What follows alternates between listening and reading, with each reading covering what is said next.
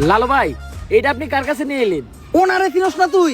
উনি অনেক বড় তান্ত্রিক, এই দেশে ওনার লক্ষ লক্ষ মুরিদ। উনি নতুন একটা বই লিখছে, বইয়ের নাম শয়তান ধরার গর্জন। যেই বই পইরা নতুন কইরা লাখ লাখ মানুষ তান্ত্রিক হইতাছে।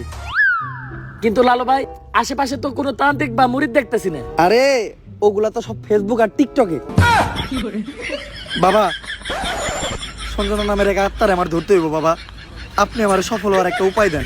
যদি সফল হতে চাও তাহলে আমার লেখা এই বইটি নাও, শয়তান ধরার গর্জন। এই বইটি নেওয়ার সাথে সাথেই তোমার জীবনে থাকবে না কোনো অর্জন। আমি কথা দিয়ে কথা রেখেছি, শয়তান আসেনি তো ফিরে। আমি শয়তান তাড়ানো গল্প লিখেছি আমার সারাটি জীবন ধরে। আমি অন্ধকারে মোমবাতি জ্বালিয়েছি, তবুও পাইনি ভূতের খোঁজ। আমি ভূতের অপেক্ষায় ছিলাম, ভূত নিজেই হয়েছিল নিখোঁজ। শয়তান ধরার গর্জন, পৃষ্ঠা নাম্বার চুদলিংপং। বাবা, এটা তো মন্ত্র না, ছন্দ কইলেন। মার্কেটে আপাতত ছন্দই চলে। বাবা, বইটা একটা আমারও লাগবো, দাম কত এটার? মাত্র 1000 টাকা। 1000 টাকা দিলে আর কিনুম?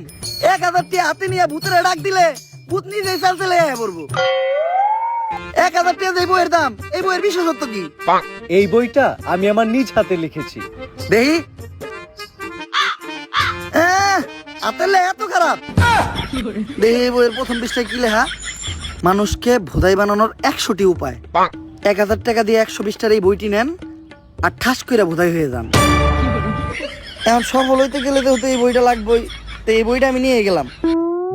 বইয়ের টাকাটা? ওইটা আমি হোয়াটসঅ্যাপে পাঠাই দিব।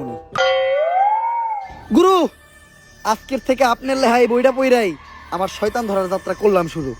শয়তান ধরার গর্জন, পৃষ্ঠা নাম্বার চুদলিংপং।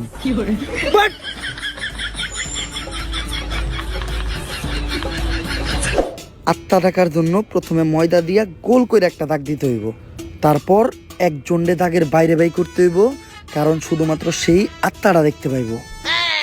তুই দাগের বাইরে দিয়ে দাঁড়া, আত্মাটা খালি তুই দেখতে পাবি, দেখা মাত্রই আমার সিগন্যাল দিবি। ঠিক আছে ভাই।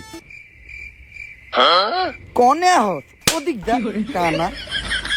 তারপর মোম জ্বালা আর পড়তে হইব, আত্মা ডাকার এই মোমবাতি জ্বালাতে পেরেছে কয়জন? বেশিরভাগই তো চালাতে গিয়ে নিভে ফেলার গর্জন। পারবো না আমি ভালো করেই জানি, তবে দুঃস্বপ্ন আমার একটাই, সঞ্জনা নামের সেই আত্মাকে 5 টাকার মোমবাতি জ্বালিয়ে ডাকতে চাই।